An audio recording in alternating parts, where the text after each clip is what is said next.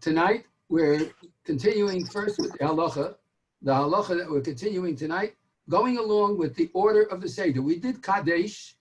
We spoke about the various dinim of Kadesh, of Kiddush, and of the words we say, that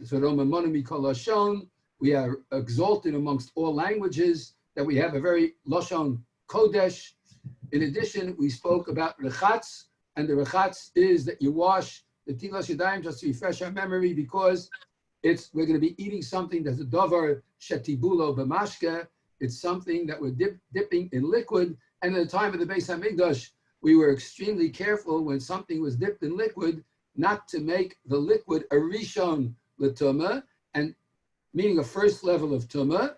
And that's why today, when we sit down to the Seder, we are reminiscent of the Beis HaMikdash, and therefore we wash because we're on a higher level, hopefully, when we sit down at the Seder. And even though we don't say a bracha, not any part of the bracha, we still wash to recall what used to be done in the time of the Beis HaMikdash. We also spoke about the karpas and the fact that it has to be a borei pri ha'adama when it's normally eaten in the way it is normally eaten. And we spoke that the best things to use were a celery or perhaps a little parsley or some other green is the most preferable, but other borei pri ha'adama traditionally have been used because especially in Europe they had nothing but potatoes. If you want to eat a small piece of potato, just remember your family, certainly acceptable, but you should eat a little green. Today, we're up to yachatz. Now, yachatz means you take the middle matzah and break it in half. The Shulchan Aruch in Orach Chaim Siman Tov Ayin Gimel in Sif Vav uses the expression v'yikach matzah ha'emtzois. You take the middle matzah v'yavtze'ena l'shtayim, and you break it in two. Now, we have to know that the Rambam paskin, you only need 2 matzahs, not 3. Our minig, based on the Shulchan Aruch, is that we have 3 matzahs, but the Rambam only had 2 matzahs. Why did the Rambam only have 2 matzahs? So it's based on the concept that every Shabbos and every Yom Tov, we have Lechem Mishnah. Lechem Mishnah means you have 2 matzahs. But when it comes to Pesach, our Lechem Mishnah is not complete because we're eating Lechem Oni, poor man's bread, and Darko Oni Beprusa.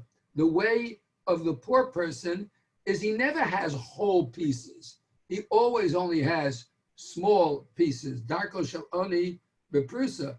The nature of the poor person is only with a piece. Consequently, we break the top matzah according to the Rambam, and 1 piece we put away, and the other piece we use for the bracha of hamotzi and for the bracha of al achilas matzah, because it's got to be a broken piece.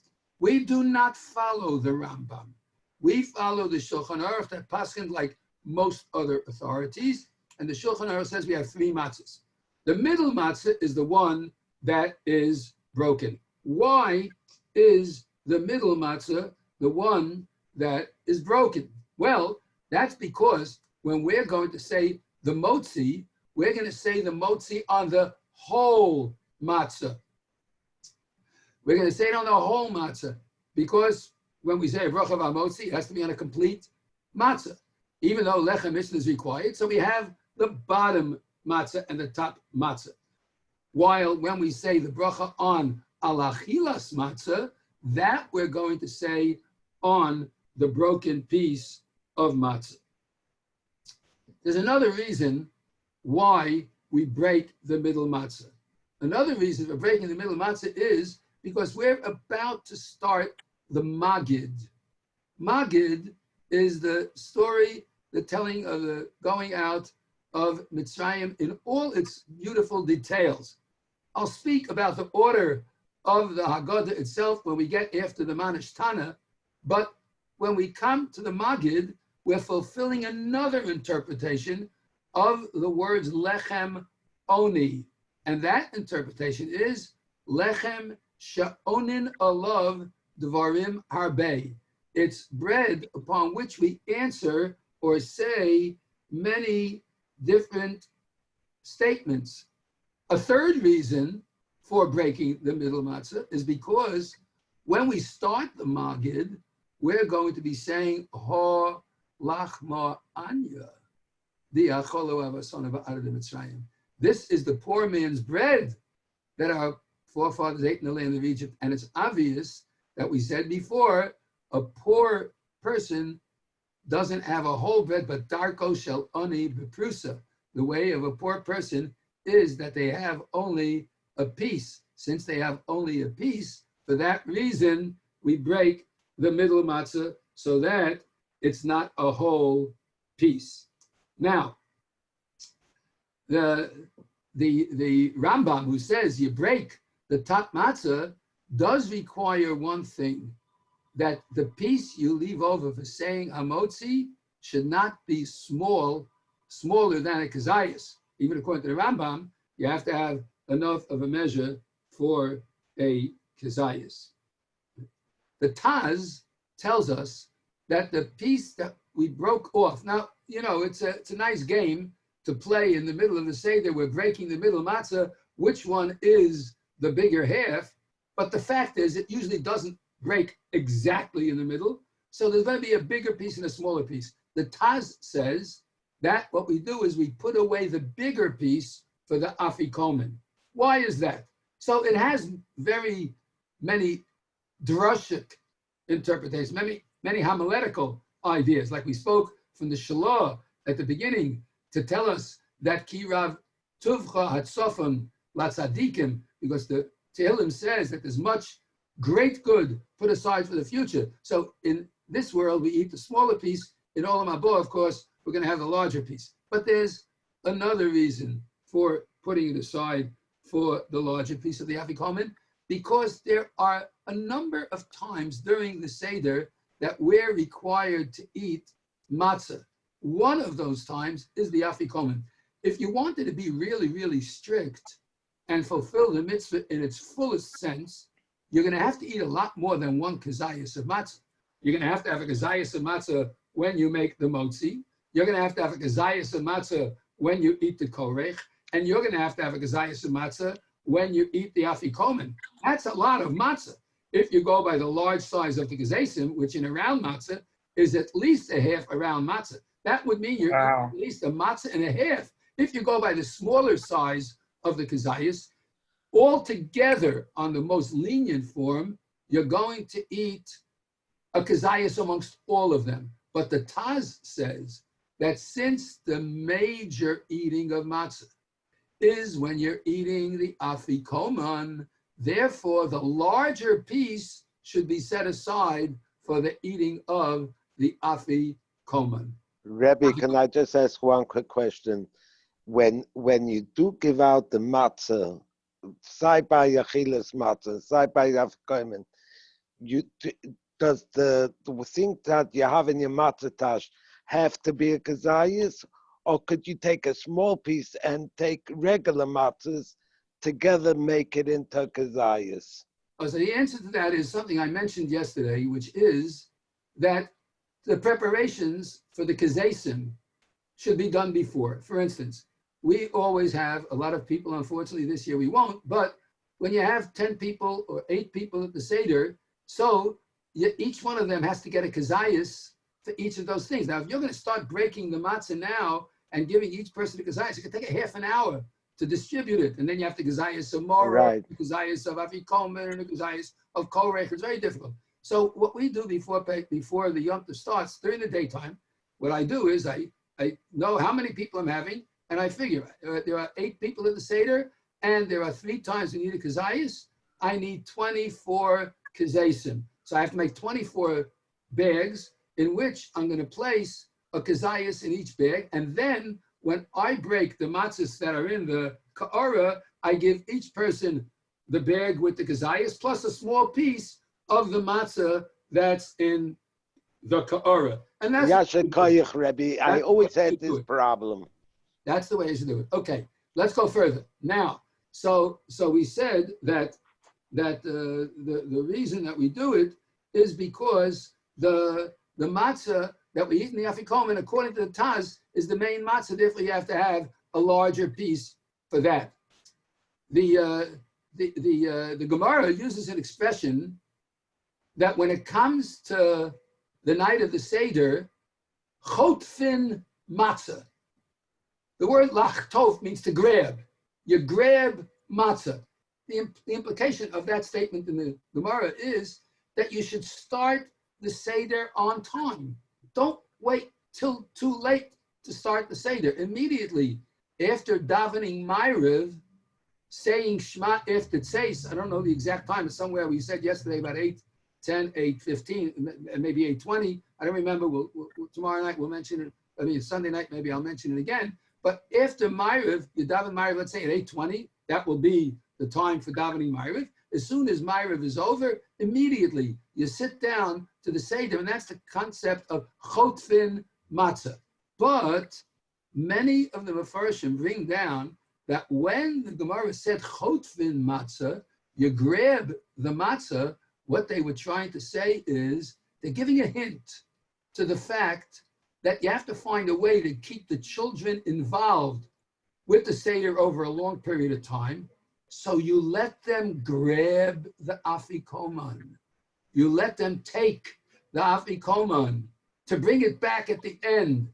This fulfills the statement in the Gemara of chotfin matzah. You grab the matzah, and by allowing them to, so to speak, grab the matzah, they're fulfilling the concept of the afikoman.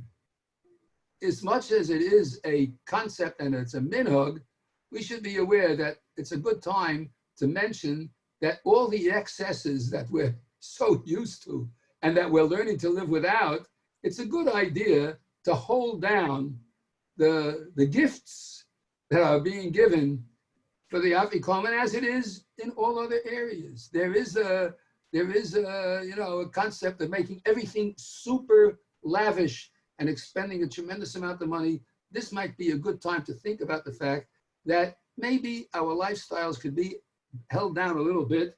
And when it says chotfin matzah, it means let them grab the matzah for the sake of the mitzvah and not necessarily in order to get yourself a fancy toy or gift.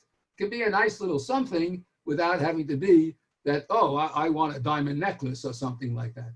So we have to keep that in mind. And that's the fulfillment of chotfin matzah. So tonight, we finished the discussion of the yachatz, and Yetz Hashem, we're going to start with explaining the Magid and its halachas on Sunday night. We now go back to the Haggadah. Now, Rabbi, one quick question. Do you have to be matanated this year? Like if you always went to your kids, and this year, unfortunately, we can't go. Do you have to be matanated? No. What is that? No, you don't have to say I made a neder to go. It's not a neder, and we're going to go further now with the Haggadah itself. We asked the question last night. We're up to the Manish Tana, right? So, do you remember? I had two questions. Number one, how many questions are there in the Manish Tana? We think, and we've always called it the Fir Kashis, the 4 questions. But is it really 4 questions? No, it's not. That's number one. It's really only 1 question. What is the 1 question? The 1 question is Manish Tana. Why is this night different? What we are doing is we're bringing 4 proofs that the night is different. But we're not asking 4 questions. We're bringing 4 proofs. Why is this night different from all other nights? All other nights we eat chametz or matzah. Tonight we only eat matzah. That's one way it's different. That's a proof. That's not a question. On all other nights we eat any type of greens. Tonight we must eat bitter herbs. It's not a question. That's a proof of why this night is different. On all other nights, we don't even dip before the meal 1 time. On this night, before the meal with dipping 2 times. Another proof. And finally, on all of the nights, I can sit eating straight or reclining, while on this night, I'm eating only reclining. 4 proofs, 1 question. So the first answer is, how many questions do we have on this night? Only 1. What's that 1 question? Manashtana. Is this night different? Why is this night different? And now comes the second question. You could ask Manashtana on every single Yom Tov. When your children get into the sukkah with you, or when we had our children with us and they came into the sukkah, or strangers, why tonight are we eating outside in the sukkah? We never do that on a Shabbos or Yom Tov. We always eat inside. Why are we eating in the sukkah tonight? Manashtana. Halayla hazeh. Shebachol halaylos anu ochlim bein babayis bein besukkah. Halayla hazeh kulanu besukkah. Why do we have a manashtana there? Or better yet, Yom Kippur. Manashtana halayla hazeh. B'chol halaylos anu chozrim me'beit hakneset va'anachnu osim suda gedola. Halayla hazeh ein pat, ein lechem, ein shum davar. Anachnu samim. Madua. Anachnu yoshvim b'tanit. Why? We could ask this on every single Yom Tov, no matter which Yom Tov. And if you didn't ask it on Rosh Hashanah, that's because you didn't pay attention that you're dipping an apple in honey when we always dip the challah in salt water. And here we're dipping it in honey. So manashtana halayla hazeh. And why is it on Shavuos? We stay up all night. Every other time we don't stay up all night. We learn at night, yes. But all night, we don't do that. So Ravosai, we could ask this question on any other Yom Tov. Okay? So the question is, why are we only asking this on Pesach? Why do we only ask the Manashtana on Pesach? And why, when we ask the Manashtana, are we bringing 4 different proofs? 2 proofs of one type and 2 proofs of another type. Why are we bringing 4 proofs? Okay, this is something that we have to discuss. You should know that the Manashtana itself is seemingly a child's series of questions, but the truth of the matter is, it's not childish at all. It happens to be extremely deep. The Abarbanel comes along and explains the questions. But before I do that, let me ask you another question.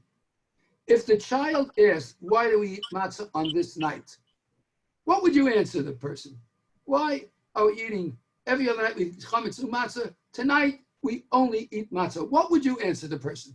Think about it. You can unmute and if you want, give me the answer. What would you say is the answer to why we eat matzah on this night? I'll unmute you, and if you want to pipe in, you can tell me. Unmuted. So what would you? Ethan, you shouldn't have unmuted. We just muted everybody once again. If you want to speak out, please speak right in. Unmute yourself. I can't unmute all. Okay. Do you remember the Exodus from Egypt? Right. Okay, they ate matzah when they left Mitzrayim, right? Right. Right. Okay. Does the Haggadah in fact say that that's the reason we eat matzah? Does the Haggadah say that matzah zu she'anu ochlan al shum ma? This matzah that we are eating, what's the reason? Shelo hispik b'tzeikim shalavoseinu lahachmitz. It's because the dough of our forefathers didn't have a chance to become chametz. So isn't it so that we do eat matzah for that reason? Doesn't it say it later in the Haggadah? Right? Right. Okay. Because it's lachemoni. Okay, good. Right, so the question is this. If the answer to this question is later on in the Haggadah, when we say matzah zu she'anu ochlin, why is it, if a child's asking this question in Manashtana here, why doesn't the Haggadah begin with the answer? Manashtana halayla hazeh kolonu mesubim. Und jetzt tate, gib mir an Antwort für die 4 Kashas. That's what we said. And now, Father, give me an answer to the 4 questions. So what does the Father do? We were slaves to our forefather in Egypt. And for the next hour and a half, he's darshaning the psukim. and he's explaining the Haggadah. Finally, after an hour and a half, 2 hours of darshaning, we're going to get to Matzah Zusha Anu. Is this educationally sound? Is that the way you answer questions from a child? A child asks a question and you tell him, wait. And by the way, I will tell you clear as day. I remember being a 10, 11, maybe 12-year-old and saying to my father, as soon as he started, when I said, give me an answer, he started, and I said, yeah, Dad, please.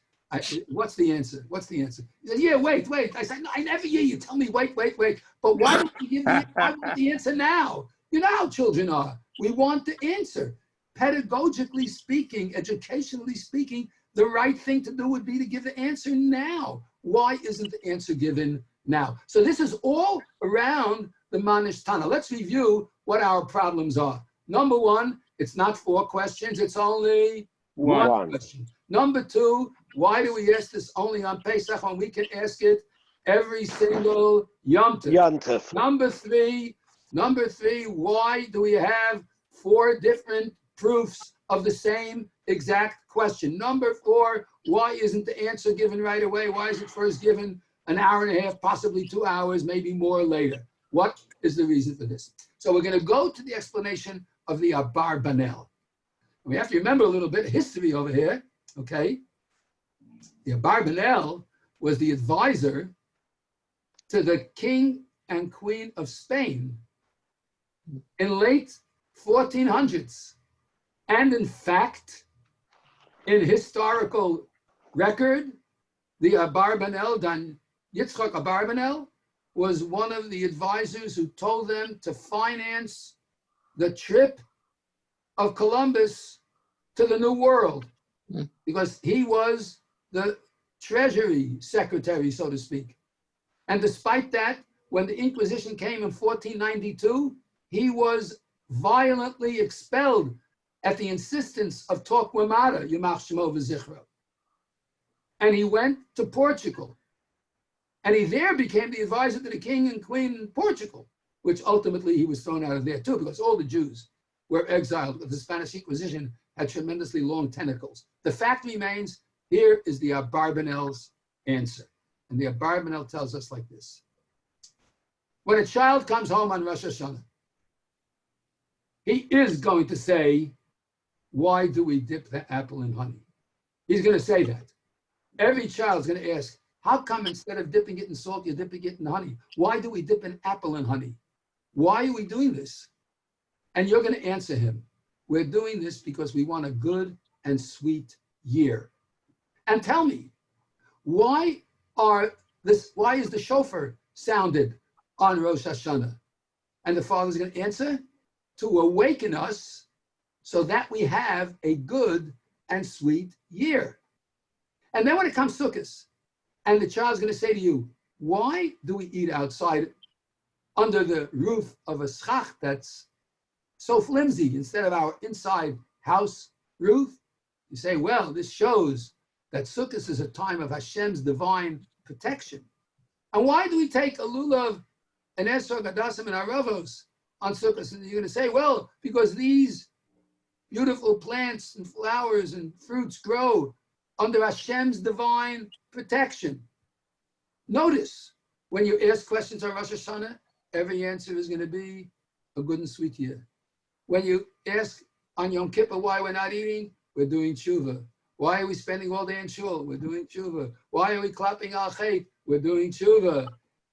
Every Yom Tov is going to have an answer. Shavuos, why do we eat dairy? Because we didn't have the laws of shechita yet. So the Torah was not yet given, so we're celebrating the Torah being given on Shavuos. Why do we stay up all night and learn? Because the Torah was given on Shavuos, so staying up all night and learn. Notice, every single Yom Tov has one answer. Every time the child asks a question, every single answer is going to be the same. Rosh Hashanah is going to be the same no matter what he asks. It's going to be good and sweet year. Yom Kippur, no matter what he asks, it's going to be tshuva. Sukkot, no matter what he asks, it's going to be to show Hashem's divine protection, and so on and so forth. Comes Pesach, and he says to you, how come we're eating matzah instead of chametz? And the answer is because we were slaves, and slaves ate matzah. And why are we eating maror? Because we were slaves and the slavery was bitter. And why are we dipping? Oh, we're dipping to show that we're free. And why are we leaning? We're leaning to show we're free. And all of a sudden says, Abba, stop right there, please. Manishtana alayla hazeh.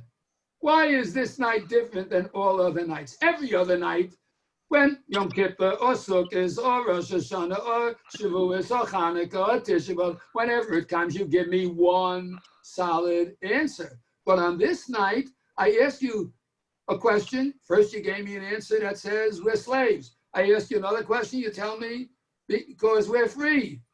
Make your mind up. Will the real answer please stand up? What's going on over here? What's happening? I'm getting two contradictory answers. I'm getting things that are the exact opposite of each other. Why is this night different that you're giving me two contradictory answers? Why is that? And that is the basis of the kashas, the four kashas. We're bringing two questions that show slavery, two proofs of freedom, because al pishnayim edim yokum dover, because if you want something to be established, you need two witnesses, and the two witnesses are the matzah and the freedom, the slavery and the freedom. We have two of each. So manishtana halayla hazeh. So the real question of the manishtana is, why is this night different that it contradicts each other? You're giving me two contradictory things. Do you hear this beautiful explanation of the Abarbanel? And do you see it now, what it really is asking? Beautiful. And now we come to our last question. Our last question is, why didn't the father give him an answer to his question? Take a look at the next line in the Haggadah. Avodim hayinu leFaro b'Mitzrayim. We were slaves to Pharaoh in Egypt. Vayotzienu Hashem Elokeinu misham. And Hashem took us out of there. You ask me, why is this night different? Why do we have two contradictory things on the table? Why are we doing two contradictory things? Pashut, my dear son. It's obvious. You know why? Because this night had two contradictory elements. At the beginning of the night, we were slaves. By the end of the night, we were free. Avodim hayinu leFaro b'Mitzrayim.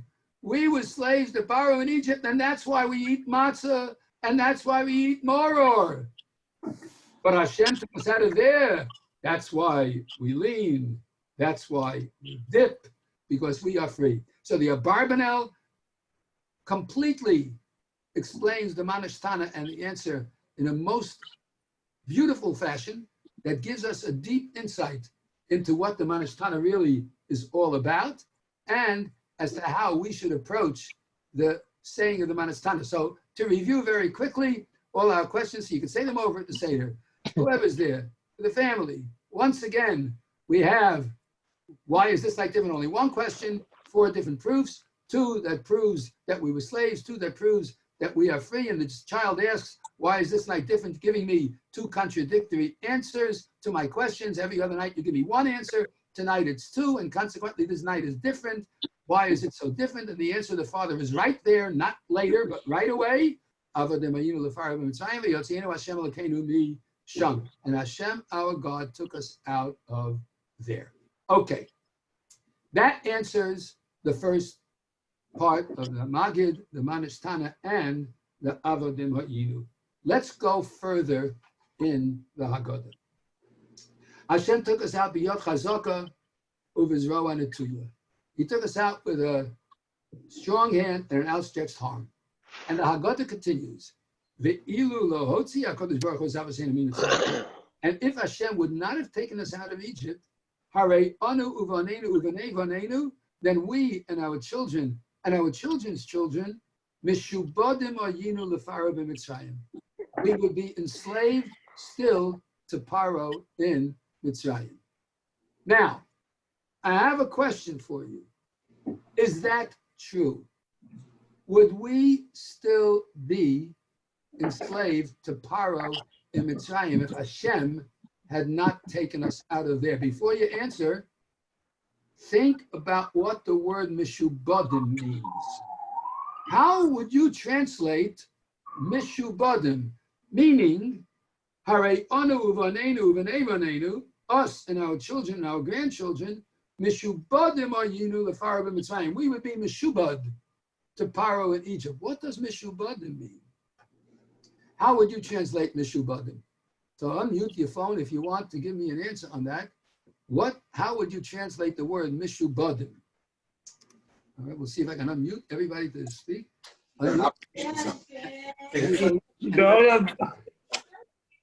Yes, what do you say? What's mishubadim?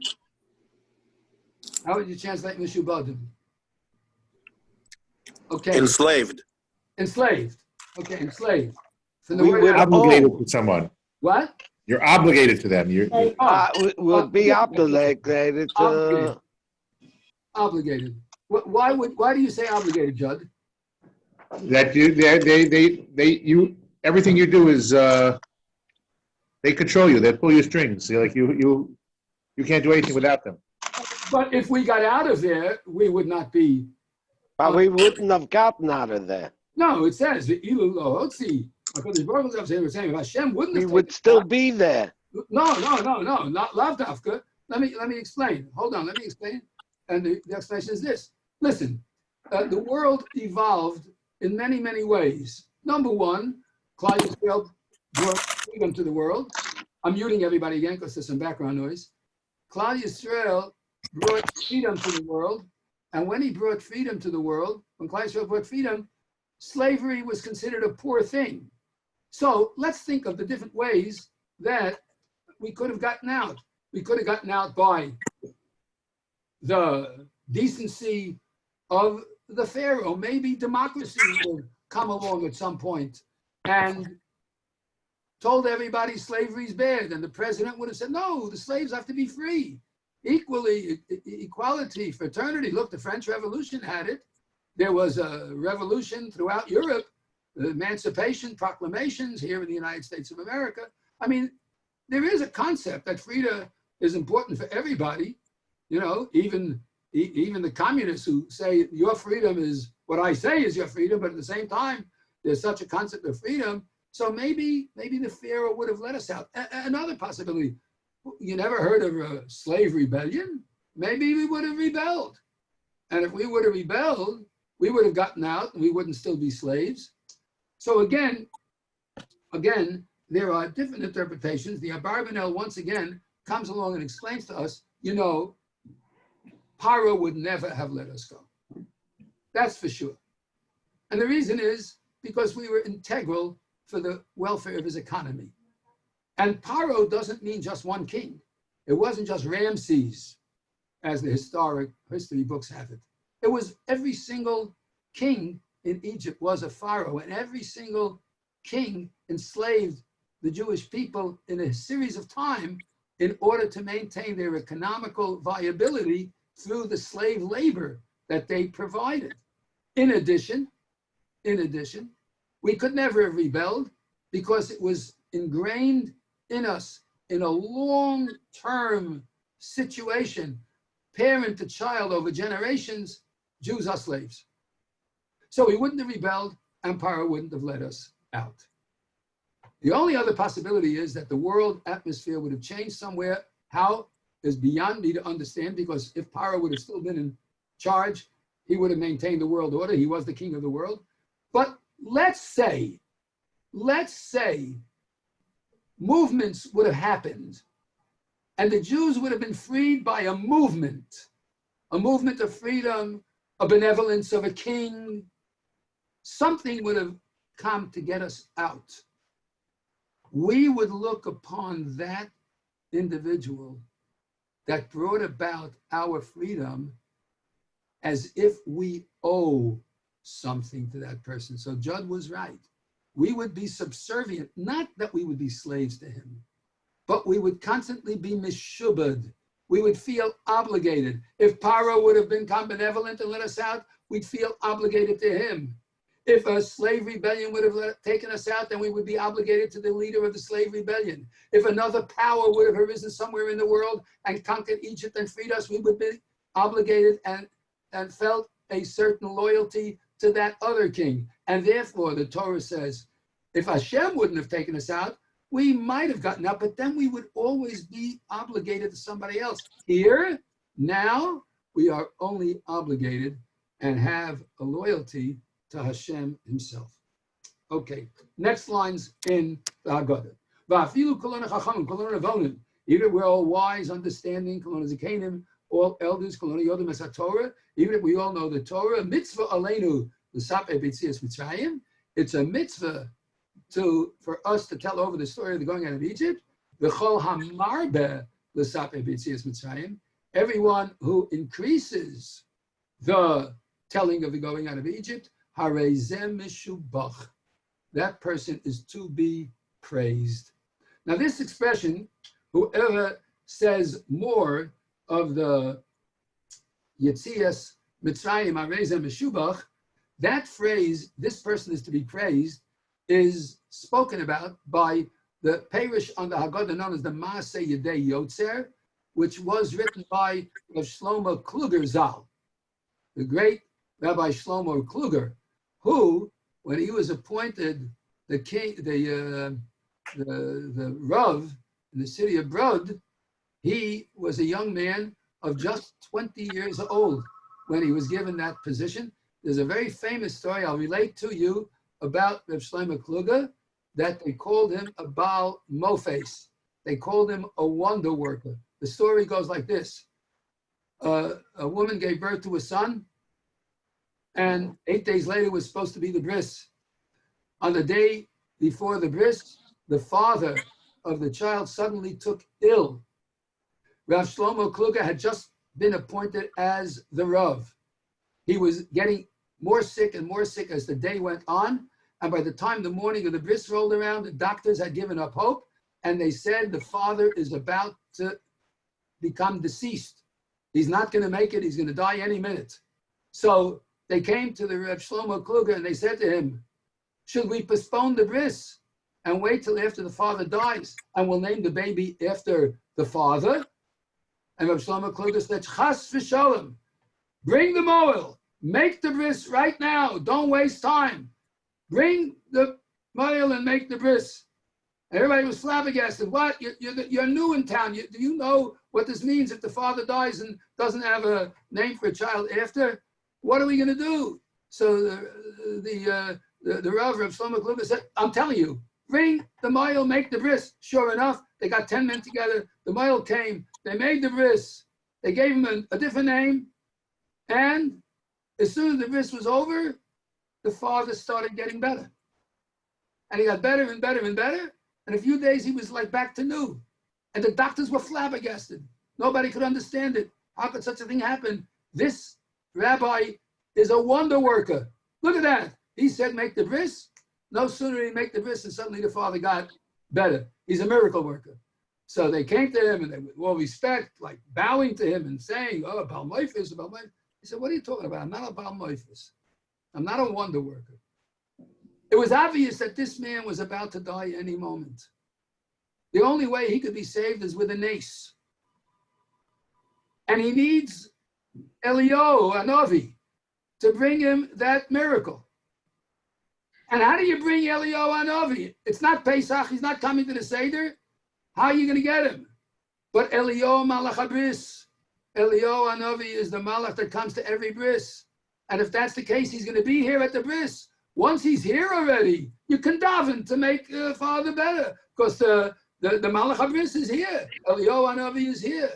And so when Elio Hanavi comes, you have a right to daven for everything. And in Yirtzeh Hashem, when we're sitting at the Seder, and Elio Hanavi comes to the Seder without a mask, without any germs, he's going to come in and he's going to bring Yeshua for Klal Yisrael.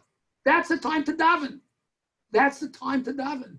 Because Elio Malach HaBris is there. Elio, the king, the Malach that brings salvation.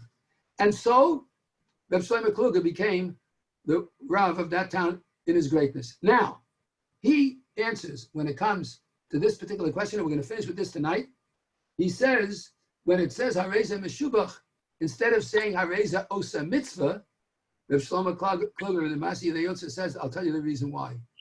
Because if you're telling more and more and more of the story of the going out of Mitzrayim, and you're getting involved in the story of the going out of Mitzrayim, as we're going to see in the next part of the Haggadah, when you are constantly getting involved in the story of the going out of Egypt, what's happening is, that means you're going to be amongst those who stood at Mount Sinai. You're going to be one of those who was family from parent to child in an unbroken chain, has the Masorah. And everyone that stood at Mount Sinai is Hareza Meshubach, because you are to be praised as one of those who left Mitzrayim and are telling the story. And as you tell the story, you tell it with each and every detail. And when you tell it with each and every detail, you tell it as if you yourself was leaving Mitzrayim. And when you tell it and you seem as if yourself was leaving Mitzrayim, Harei Zeh Meshubach. That person is praiseworthy because you are one of those who mamish actually left Mitzrayim.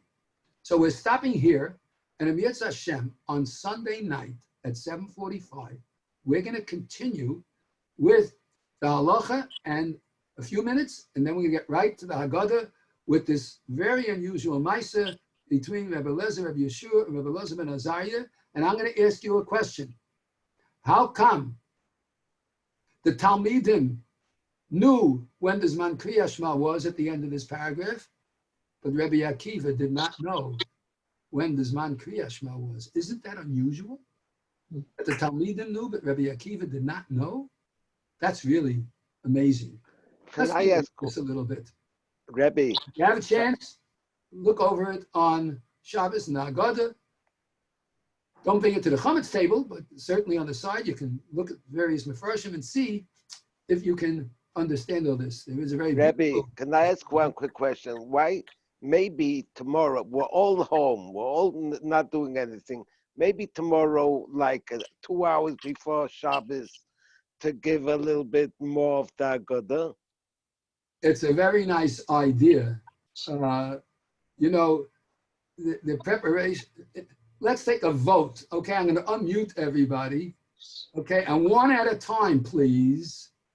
I'd like to hear your opinion. Would you like a continuation of this at some point Yes. tomorrow? Rabbi, definitely tomorrow. Heshi says yes. Anybody else? Beryl. 2. The rest of the people, it's Erev Shabbos. It's a lot of preparation time. I think we're getting ready for Shabbos, and we have to give the rabbi a chance to get ready and prepare. I think it would not be a good time. I agree with Oh, you.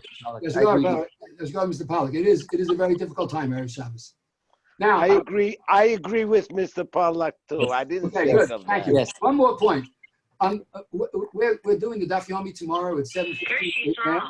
What time? What time tomorrow? 7:15 a.m. tomorrow morning. Yeah, and we're going to have a Daf Yomi also on Motzei Shabbos. It's going to begin at 9:30. Probably home after something. I don't know. Okay, 9:30 Motzei Shabbos, not 9:15. 9:30. Debating, 9:30 Motzei Shabbos. We're going to do the Shabbos Daf, and then Sunday morning we're going to do. All right, I'll talk to you later. Sunday morning. Who's talking like that? Who's up? I'm muting everybody once again. I'm muting Right. just for a moment. Sunday morning, we're going to have the daf 15 minutes later at 7:30.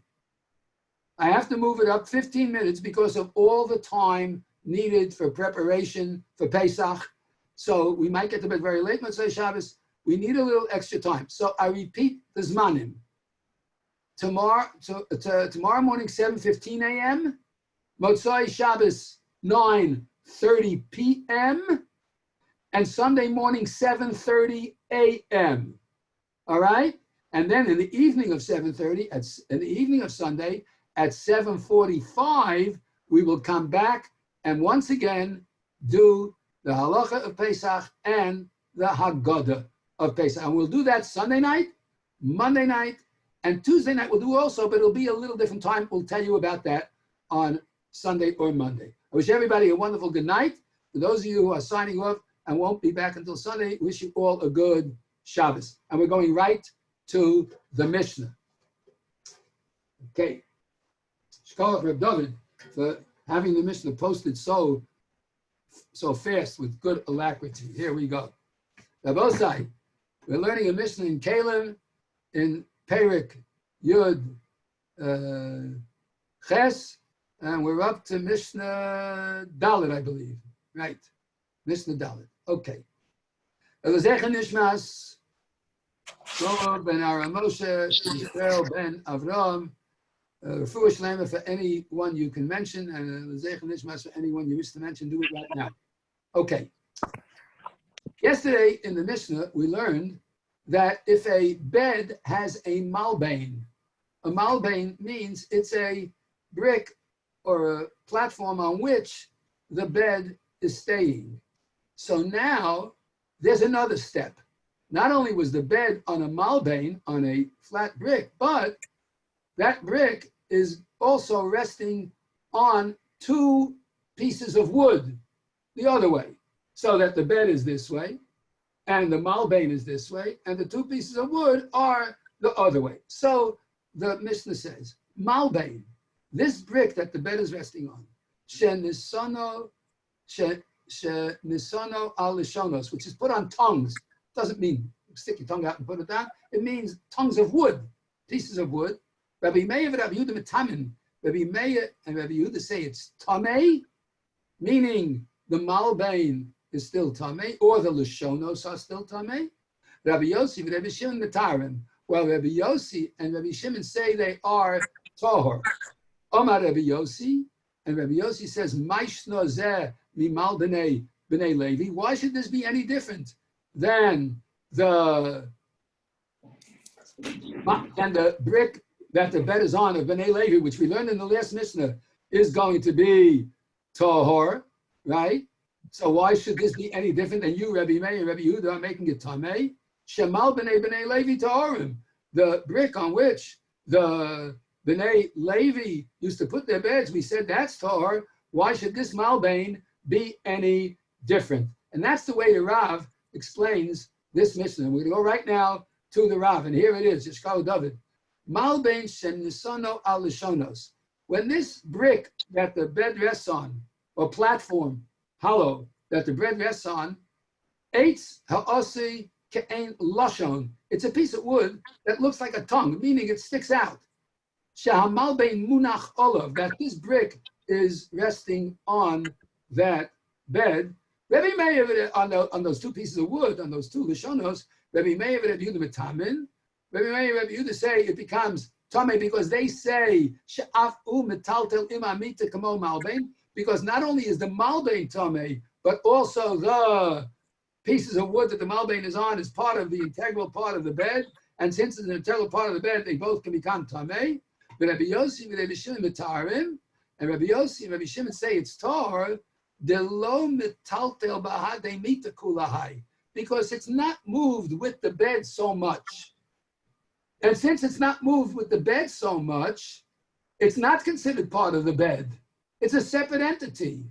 When you come and you move it to another place, you put these tongues down in a different spot.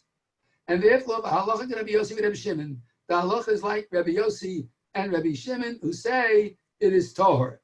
And they explain their reasoning.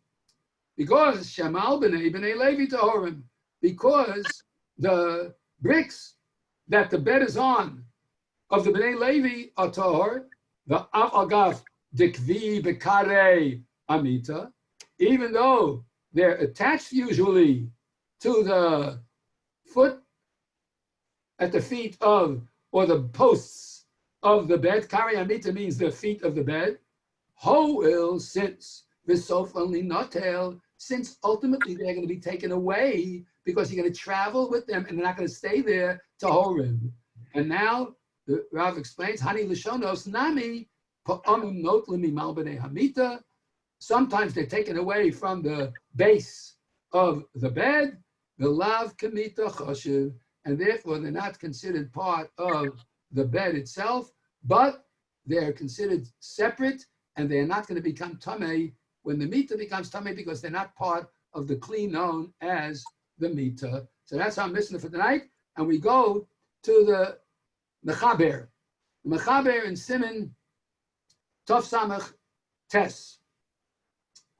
brings down the following important halacha that applies to all of us. One should not openly come along and say, this meat is for Pesach. One should not say that. Says the Mechaber, Osur Lomar, Al Shum Behema. You're not allowed to say about any behema, Bein Chaya, Bein Shchuta, whether the animal is alive now or the animal has been already slaughtered. You should not say, Basar Zeh LePesach. This meat is for the Pesach. You can't use that language. You can't say Basar Zeh La Pesach. Why? Lefi Shenira She'Kedisha Mechayim LeKarban Pesach. Because that makes it appear as if you are sanctifying this animal for the Karban Pesach. So in other words, by mistake, and you're saying this meat is for the Pesach, automatically what you've done is made it hektish. And even though there's no Beis HaMikdash today, it would seem that it became hektish because you made a statement like that. And when you eat it, you're going to be eating kachim outside the precincts of the Beis HaMikdash, which is a terrible aveira. But you know how to do it. It's got a chiyuv of kares. You can't do it. Ella Yomar. Instead, you should say Basar Zel Yom Tov.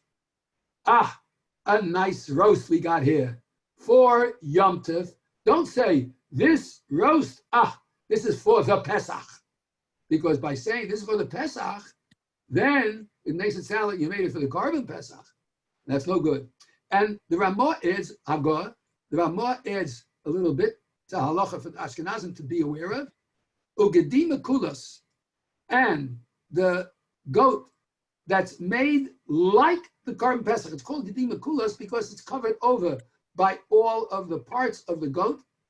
Perish, Sholem. It's an entire one shtick goat with the entrails. Al Roshov al Krov al Kirba, which includes the head, the feet, the innards, all placed together. And it's called Makulos because the entrails are placed on its head, so it's got like a crown on it. Even if you roast it and didn't say this meat is for the Pesach, also you're not allowed to do this at all. So in other words, a Jew should not in Gullus buy a goat, put it in the pit, and make it roasted for the Karban Pesach, because it is as if you're making kodshim bachutz. Kidlekamen reish siman taf ayin vav at the head of the next siman later on taf ayin vav, which is 476. Aval mutter lomar, but you can't say chitim elu lepesach.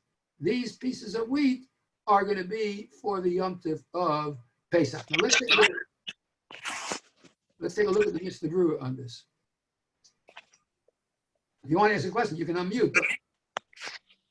Somebody's asking. Can't hear you. Okay. Osir Lomar, says the Mishnah Berurah. Hainu lechatchila. We're making a measurement for lechatchila. Lechatchila, you shouldn't do it. But the Eved, let's say a person did it. Let's say a person said, Basar zel la Pesach. Does that mean it can't be eaten? No. Ein lastar habasar achila. We don't say that this meat is asar ba'achila. We don't say. Okay, we don't say that. Okay. And we shouldn't say it al shum behema. We shouldn't say it about any behema. Says the Mishnah Berurah, Hainu afilu hu katan. Even if it's a small little animal which is not fit for the Karban Pesach. V'gam eino gediyu tleh, and it's not even a goat or a sheep. Delo chazi lePesach, and it's not fit for the Karban Pesach. Gam kein oser. It's also forbidden. Diachsheduhu, because people will suspect she'egdisho mechayim liknos midam of Karban Pesach. Oh, here's the step that the Mishnah is introducing, because people might say, you know, when he said this meat is for the Pesach, even though it can't be this meat itself, what he really meant to say was, I'm going to take this meat and I'm going to sell it, and with the money I get from this meat, that is going to be the korban pesach. So therefore, you can't do it. Ukesha ochlo, and when he eats it, nira ka'ochlo kodshim b'chutz. V'alkein, and therefore, lo yom alachaveiro, don't say to your friend, tzalei li zeroa la pesach. Roast for me a zeroa for the pesach. Because that'll make it seem as if you told him, roast me a zeroa for the korban pesach. V'hine, and behold, miloshen ha'mechaber mashma, from the expression that the mechaber used, you shouldn't say it about an animal, it would mean the dafka behema shehu min akorev al gabe mizbeach. Maybe it only refers to an animal that's going to be brought as a korban on the mizbeach. However, v'yesh poskim shemachmirim gamal ofos v'dogim. You shouldn't even say about a fish or a bird that this is roasted for the korban pesach. The efsha she'egdishan l'dmei mid'oma la pesach. Maybe he put it aside for the money that you can get for this to go buy the korban pesach. V'hinei, and behold, says the Mishnah Berurah, af she'arbei makilin bozeh, even though there are many people who are very lenient with this v'sfirei kedasa mechaber, and they hold like the mechaber, mikol makom l'chatchila tov lizoy shelo loma la pesach. You got to be careful not to say la pesach for the korban pesach. The kosu acharonim, and the achronim write the ma shenoag in lomar the loshen Ashkenaz, that which we say in the Yiddish language, we say beloshen Ashkenaz, ze al Pesach, this is on Pesach, right? This is on Pesach. Where'd we go? Okay. Ze al Pesach, this is on Pesach, right? Afilu Omar came bigdiu tle, even if he said this by a goat or a sheep, like a kpeda, then there's no strictness about this. The im isa shekdishu havale loma basazeh la pesach. So notice, if you say this meat is la pesach, that's no good. But if you say it's al pesach, that would seem to be okay. The next Mishnah Berurah says, basazeh la pesach. Here is money. The kaneli hem basar la pesach. You can't say la pesach. The im amar kaneli bahem basar al pesach. But if you say again instead of la pesach al pesach, mutter uchanal. It's okay nizkel il, like we said before. Okay. In the Mefarshim on the Shulchan Aruch, they bring down, and it's brought down in the Shulchan Aruch of the Dirshu Mishnah Berurah, he brings down a very interesting thing. He says that if in Yiddish we say Dein Fleisch ist für Pesach. Dein Fleisch ist für der Pesach. So because we're saying Pesach in Yiddish instead of Pesach, it's okay. Because the korban is called korban Pesach, not korban Pesach. So if a person said this meat is for Pesach, then it's okay. So be careful how we say it, all right? And we are going to go one more Mishnah Berurah in Hay, and then we'll go to the next sif in the Mishnah Berurah. Perish Shalem, but Saloma, Litzloso Shalem Rosha. You can't roast the whole thing. Be'erev Pesach, Achatzos, Obeleo Pesach. V'hine lekam, v'simen tov ayinvod, mavur ha'isa al achilaso, v'afilu tzelo, kama yom mukodem. Even if you roasted it many days before, v'kan biyah shigam asiyosem b'zman Pesach, also kivin she'aso ke'en tzlias ha'Pesach mamish. We're not supposed to do it the way the korban Pesach was roasted. There is a minhag amongst many, many people that they will not eat anything roasted on Pesach at all, at the night of Pesach. They'll eat during the day, but not at night. Roast, meaning dry roast. If you pan roast it and you roast it in some liquid like oil or water or other juice or wine, you make coq van, chicken and wine. If you do that, that's not the roast that we are concerned with, because the roast we're concerned with is the roast that was done with the gedi, right? Al tochlu mimenu na, vashel levusha b'mayim. You can't eat it half done or when it's cooked in water. El tzli eish, rosho al karov al kirbo. It's got to be tzli eish, only in the fire. Let's go to the next sif, the next siman. Tough ayin. This also applies to all of us. Shabachoros misana be'erev Pesach. The din is that the firstborn after fast on erev Pesach. We have just enough time to finish. Says the halacha. Habachoros misana be'erev Pesach. Bein bechor me'av, bein bechor me'aim. Whether it's a bechor from the father or from the mother. V'yesh misha omer she'afilu nekevos. The kevo bechor misana. There's bein amina kain, says the Ramah. There are some people who say even firstborn girls should fast, but that's not the minhag. Let's go to the Mishnah Berurah immediately. And the Mishnah Berurah brings down on this particular sif, habachoros misanim. The bechoros fast. It's interesting that it's called bechoros, isn't it? Because it's male and it should be what? Bechorim. Orim, right. It's interesting that's what we say. It's probably due to the fact that when we talk about bechoros, we're talking about Peter Rechem, the one who was the firstborn from the mother.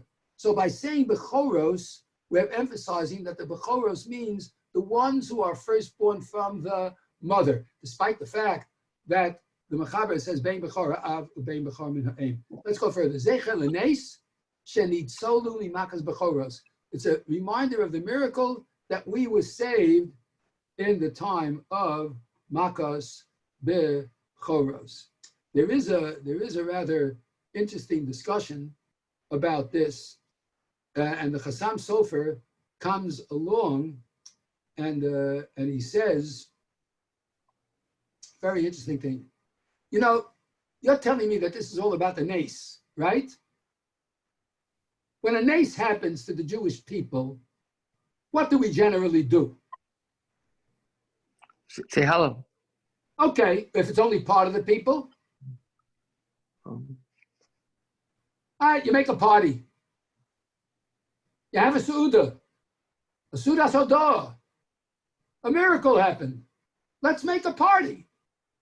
Here, it's telling us Zeichel and Eis. And what are we doing? We're fasting. Why is it that we're fasting? Okay. Why is that we're fasting?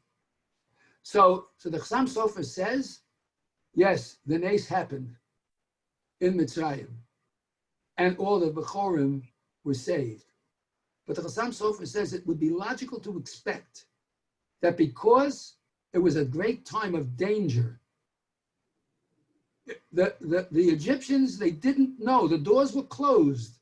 They didn't know what the reaction would be. They didn't know if the Bechorim of the Jewish people would survive. After all, in the days of darkness, there were many that were wiped out.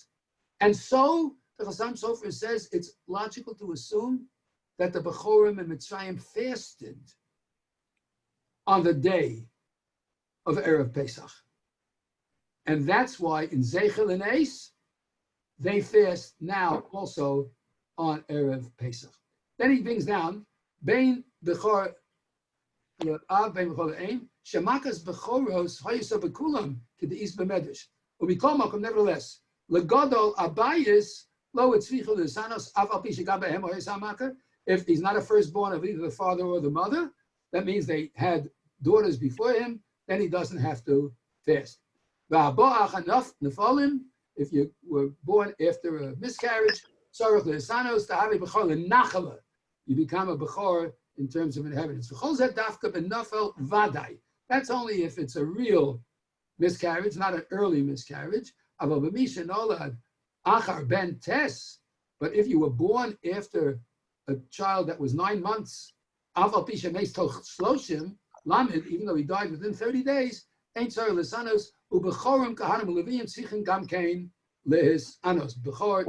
What about a C-section? Yeah, he's going to bring it up. Va'afilu im hayurak me. b'chorim, va'afilu im hayurak b'chorim me'aim, v'nimtza de'enim b'chorim l'nachala v'lo l'pidyon, afilu hachi b'chor nikra, mikri. They are called a b'chor. Now, the question of a C-section, is brought up in the later authorities, and they say, what do we see in the Mishnah Berurah till now? We said that since they are bechor l'nachala, therefore they have to fast. So it would turn out, if there was a bechor that was born from a C-section and was not a peter rechem, he doesn't have a pidyon abein, but he is going to be a bechor l'nachala. And since he's a bechor l'nachala, he is also going to have to fast. Now this year, it's very important to understand that normally a bechor would attend a siyum because of the suffix of whether they should or should not fast. I'm not going to go into all of it now. We don't have time to go into it now. But we do have a minhag to make a siyum. And this year we're not going to be at a siyum because we can't get 10 people together. But we are making a siyum over the Zoom on Wednesday morning after the daf at 8:30. Right after the daf at 8:30, we are going to have a see. I think I originally said 8 o'clock. Is that correct? I think you said 8 o'clock originally. 8 o'clock. 8 o'clock. Okay, so let's leave it at 8 o'clock because I said 8 and we're leaving it there. We'll leave it at 8. Okay, we'll leave it at 8 because we can actually start at that time. We can start the daf at 7 as we'll discuss. So at 8 o'clock, we're going to have a siyum on the Zoom. Mechi Miller, Yetz Hashem, is going to make a siyum over the Zoom. And we will have to count that as if we were mamish by the siyum, even though we can't say the Kaddish because we don't have 10 people in the room to say Kaddish after the siyum, but we can count it as a siyum and not fast, especially since it's a time of danger. And in a time of danger, we don't fast. So we're going to arrange that siyum at 8 o'clock, and we're going to have the siyum at 8 o'clock, Mirz Hashem, and we're going to join in all the Bechorim. You have to eat right away? You have to eat right away? You know, even if you didn't come to the siyum, you could eat. No. If you hate to see him, after he dead, right then? Like I said, even if you didn't come to the siyum, you could Right. eat. Okay, surely. Okay. So it's not a problem. Okay. What Mordechai is referring to is a very interesting question. If a person didn't daven and just came to a siyum, he's not yotzei with the siyum, because the mitzvah of the siyum is to have a piece and partake of the seudas mitzvah. If you don't partake of the seudas mitzvah, then you didn't partake of the siyum, and you're not allowed to partake of the seudas mitzvah if you didn't daven, because you're not allowed to eat before you daven. So Mordechai is asking in this case too, would you have to daven first? Of course, it's always preferable to daven early, but if you didn't, you're certainly allowed to eat based on the fact that even if you didn't go to a siyum, you could eat, but certainly if you went to this siyum, you could. Okay? Rabbi, have a wonderful night, and we'll see everybody, Mirz Hashem, tomorrow morning, 7:15 a.m. tomorrow morning. 7:15 a.m. tomorrow morning is the daf. We will have the daf on Motzei Shabbos at 9:30, and then Sunday morning at 7:30. At 7:30 Sunday morning, not 7:15. Beryl, if you can inform Reb Yehuda that Sunday morning is 7:30, not 7:15, and we'll see everybody at that time. I'll announce it tomorrow anyway at the daf. So everybody have a wonderful night, and Mirz Hashem. We'll Rabbi, thank you so much. Thank you for joining, everybody. Okay, good night. Thank Night, you. Rabbi. Good night. Thank you, Rabbi. Thank you. Thank you, Rabbi. You're very welcome. Good Thank night, you. everybody. Peace to the mitzvahs. Good night.